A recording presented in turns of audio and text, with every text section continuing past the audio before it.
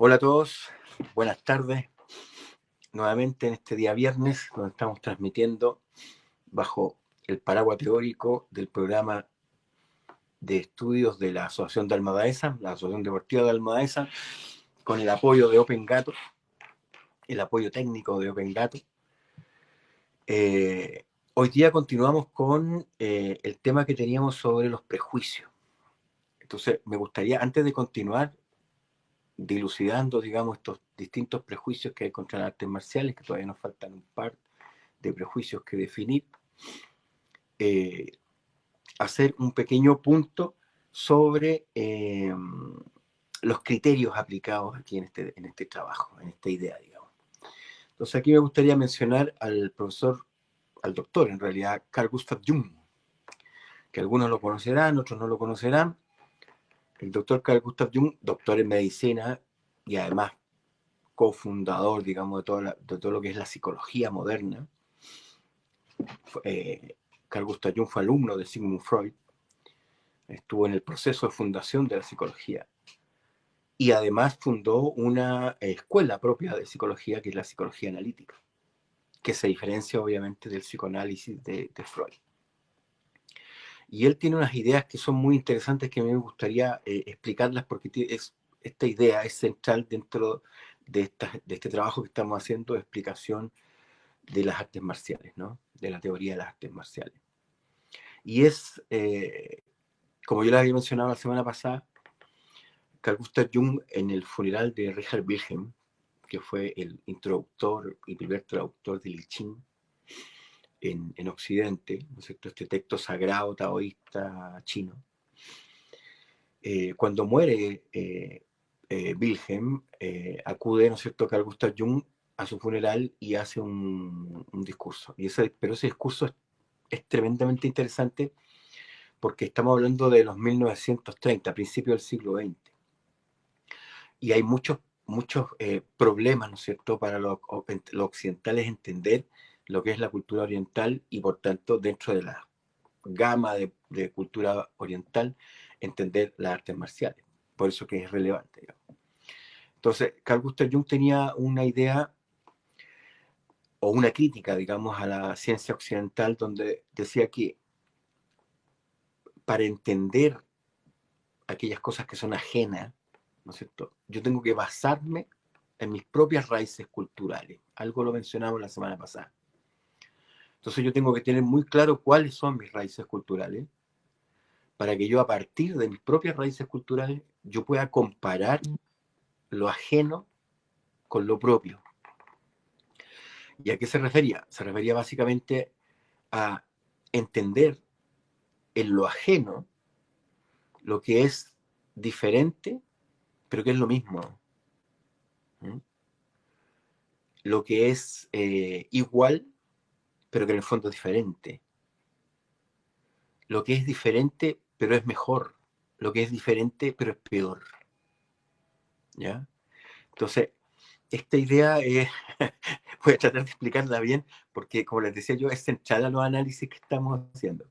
Entonces, cuando hablamos de las culturas orientales y occidentales, tenemos claras diferencias culturales, ¿no es cierto? Artísticas, estéticas, filosóficas, religiosas, místicas, un montón de diferencias, ¿no es cierto? Pero justamente basado en nuestras raíces culturales propias, que como lo decíamos la semana pasada, son nuestras raíces occidentales. Cuando le preguntaron en 1948 en una conferencia al historiador, famoso historiador británico, Arnold Toynbee,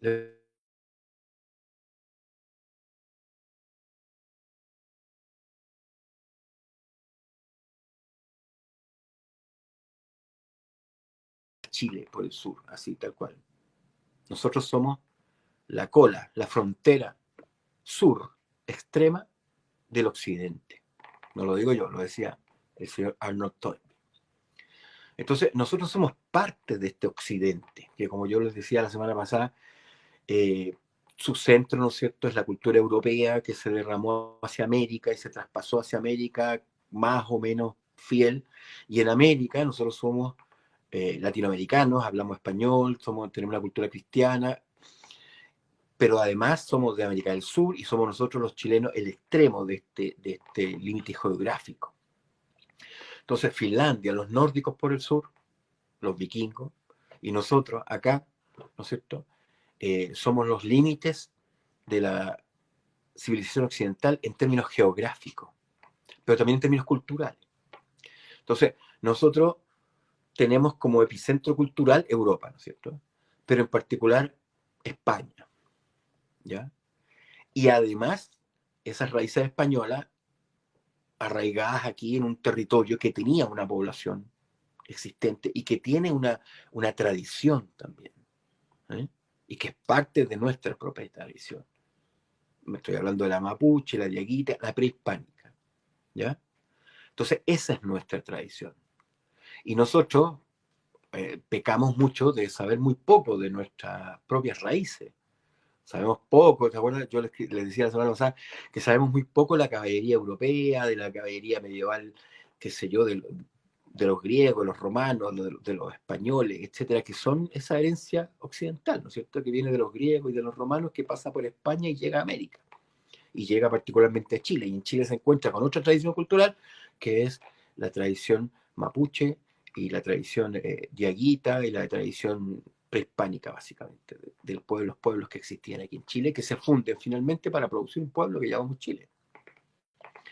Ese chilito, digamos, tiene, por tanto, sus propias tradiciones. Como decíamos la semana pasada, a lo mejor no las más complejas o no sin problemas, pero sí una tradición con raíces. Nosotros somos de aquí y somos como somos, no por casualidad, somos como somos porque somos una combinación de factores que acabo de explicar, ¿ya? Entonces, volviendo a la idea original de Jung, por ejemplo, cuando hablamos de lo diferente o lo aparentemente diferente, pero que es lo mismo, voy a dar un ejemplo para que quede más claro, ¿no? Por ejemplo, nosotros, los dragones, la cultura de los dragones es una cultura típica del Oriente. China, Japón, Corea, hay un montón de países del Oriente que rinden un culto porque es un ser mitológico, ¿no es cierto? Un ser mitológico y mítico que caracteriza a Oriente. Sí, pero cuando trasladamos la idea de dragón, por ejemplo, a América, particularmente a Mesoamérica, el sur de México, el Centroamérica, encontramos con la tradición del Quetzalcóatl entre los aztecas, que es la serpiente emplumada, que básicamente es un dragón. Nos encontramos con Kukulcán, ¿no es cierto? También la serpiente en el caso de los mayas. Y en Chile, en la tradición mapuche, nos encontramos con Tenteinpilú y Caiquepilú, que son dos serpientes que están en lucha constante entre la tierra y el mar, ¿no? Entonces, y bueno, y en Europa encontramos a San Jorge matando al dragón. Entonces, si bien tienen características culturales distintas, este ser mitológico que es el dragón se encuentra en toda la tradición de la humanidad. Se encuentra en nuestra tradición cultural, se encuentra en la tradición cultural de América del Norte, en México, Centroamérica, y se encuentra en la tradición cultural europea. Entonces, claro, nosotros podríamos admirar que los dragones chinos son como bien bonitos, qué sé yo, y todo. Sí, pero es un gusto estético. Simbólicamente representan casi lo mismo. De hecho, el dragón chino, por ejemplo, es serpentino, es como una serpiente. Y resulta que en el mundo mesoamericano, Quetzalcóatl es una serpiente emplumada. Una serpiente con pluma, una serpiente que vuela, como los dragones. Entonces, de pronto, esto es solo un ejemplo, ¿eh? De pronto caemos en cuenta, ¿no es cierto?, de que eso que admiramos o que podemos apreciar como hermoso en una parte, resulta que tiene su propio reflejo en lo nuestro. Y no solo estéticamente, sino que también simbólicamente. El dragón es un ser celestial del cielo, ¿no es cierto? El cielo y la tierra, el yin-yang chino, en lucha constante, ¿no es cierto? Bueno, y el Tenten-Bilú y el Kaikin-Bilú son el agua y la tierra en lucha constante. Y esa misma lucha constante produce el equilibrio entre naturaleza. Nosotros existimos, según esta tradición, porque tanto uno como otro se equilibran. Bueno, el mismo principio del yin-yang, ¿ya? Entonces, claro, es re importante, siguiendo esta idea de Carl Gustav Jung, que de pronto uno descubra, gracias al conocimiento de su propia tradición, que la otra tradición, que puede ser más bonita, que me puede gustar más y todo eso, es simbólicamente, míticamente, bastante similar a la mía. y encontrar, por tanto, una idea que está en la humanidad. Es como la idea del fuego. Los griegos, por ejemplo, y los romanos valoraban el fuego. Los romanos tenían las vestales, ¿no es cierto?, que eran sacerdotisas del culto a la familia, que representaban el fuego. Los griegos, cuando hacían colonias, ¿no?, iban de una ciudad a otra, llevaban el fuego de una ciudad a otra.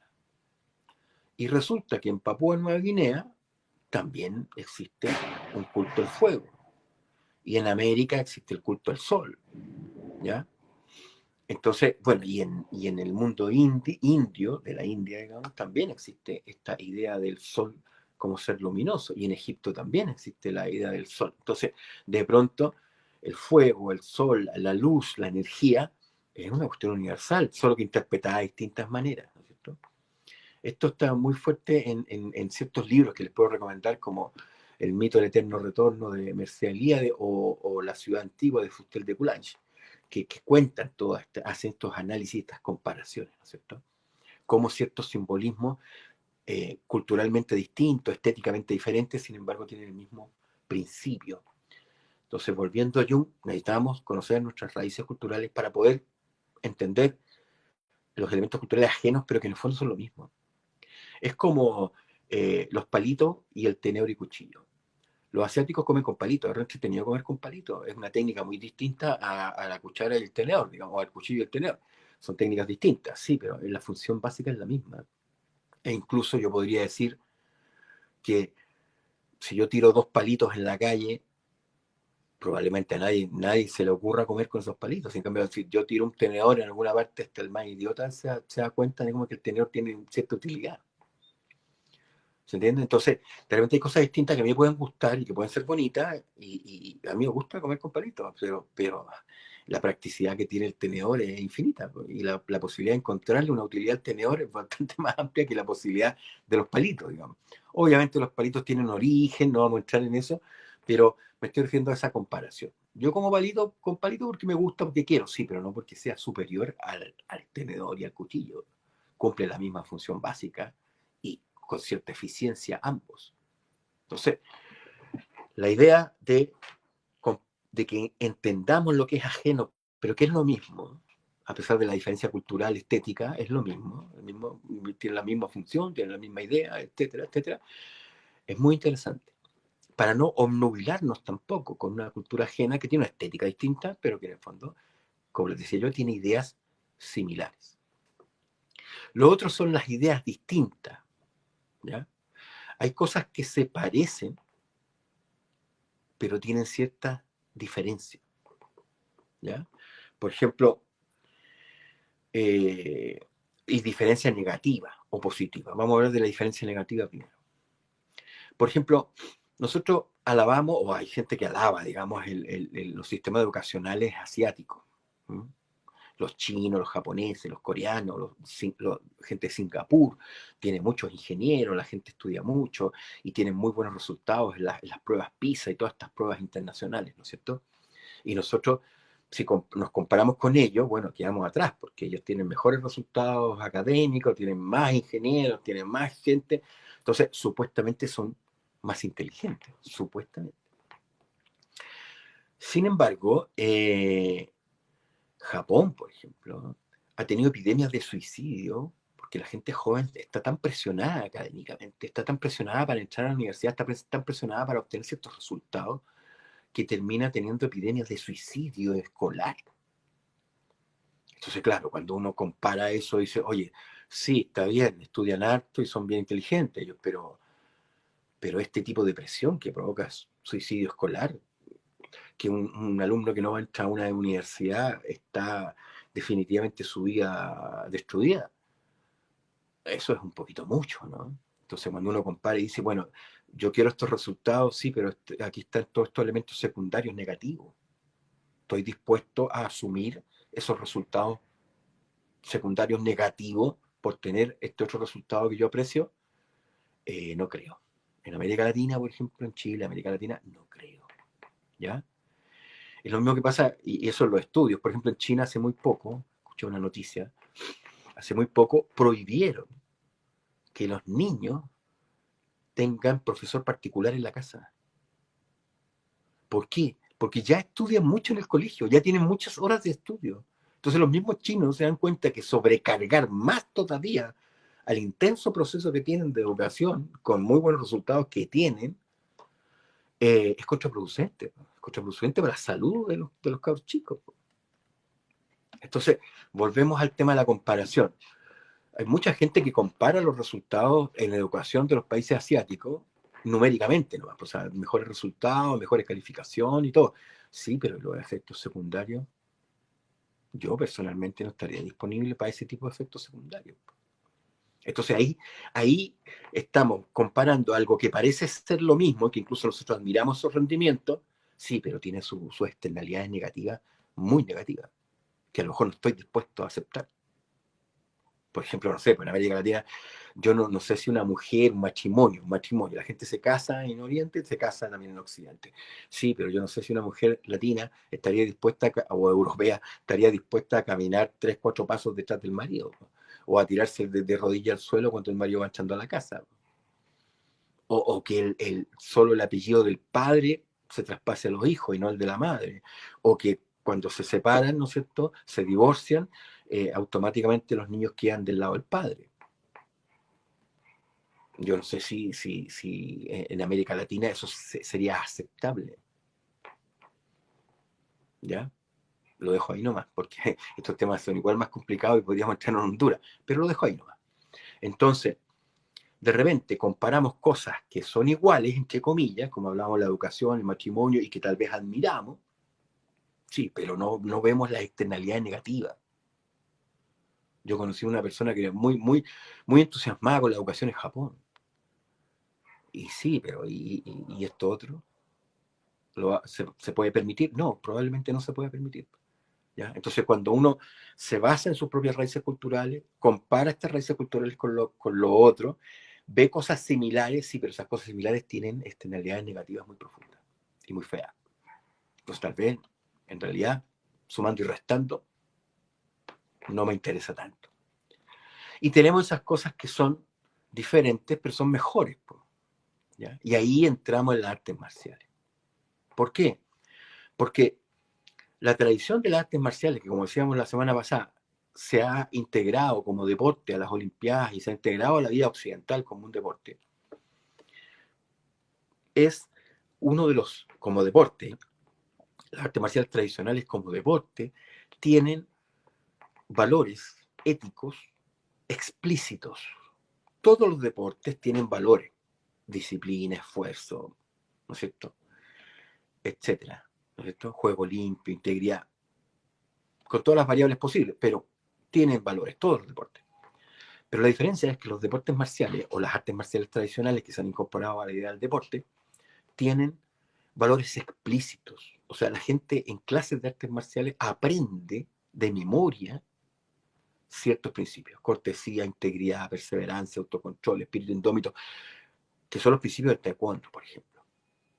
Otras artes marciales también tienen sus propios principios: el karate, el judo, etc.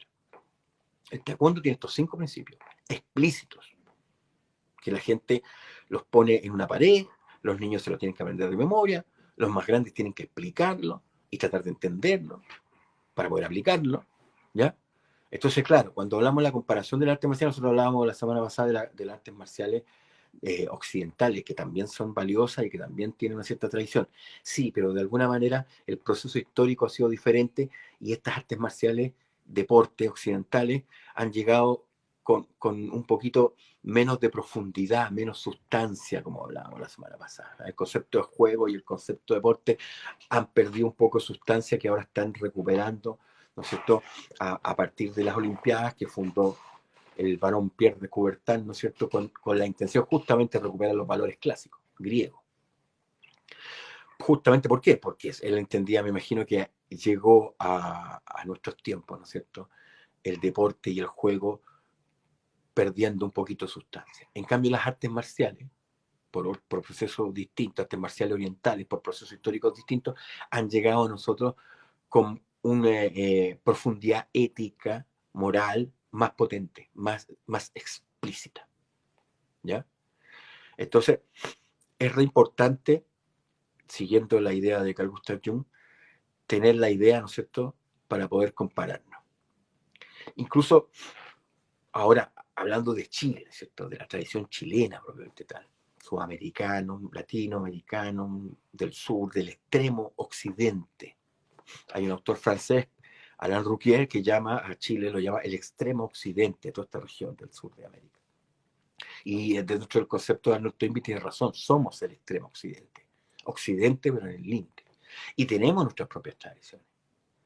¿Ya? Por ejemplo, es muy interesante que los vikingos tengan el Jürgengarden, que es una serpiente que cruza el mundo, da la vuelta por el mundo, y nosotros tenemos también nuestras propias serpientes, como les mencionaba al principio. O que el Pillán, por ejemplo, sea un espíritu de los volcanes y los japoneses a su vez tengan el monte Fuji, que en el fondo es un volcán, como un elemento sagrado. Entonces, para redondear y cerrar por hoy, esta idea, ¿no? Que es central en todos los trabajos que estamos haciendo. Conocer nuestras tradiciones culturales para poder asimilar correctamente aquellas tradiciones ajenas y separarlas de lo que son lo mismo, o son peores que lo que tenemos nosotros, o son mejores que lo que tenemos nosotros. Y esta diferencia es muy importante para tomar lo que es mejor para nosotros. Tomar lo que tienen ellos y es mejor para asimilarlo y sea un aporte, dejando fuera aquello que es lo mismo o aquello que es peor. Todas las civilizaciones tienen cosas buenas y cosas malas. Y nosotros tenemos que ser receptivos y abiertos a estas influencias, pero con ese detalle. Tenemos que ser capaces de discernir y tomar lo que es mejor de aquello que es ajeno. Y eso está basado en nuestra propia tradición cultural. Lo dijo el doctor Carl Gustav Jung, no lo digo yo. Y dejamos hasta aquí, con este pequeño principio que les dejo, dejamos hasta aquí nuestra reunión de hoy. Muchas gracias a Open Gato y a todos los que se contacten.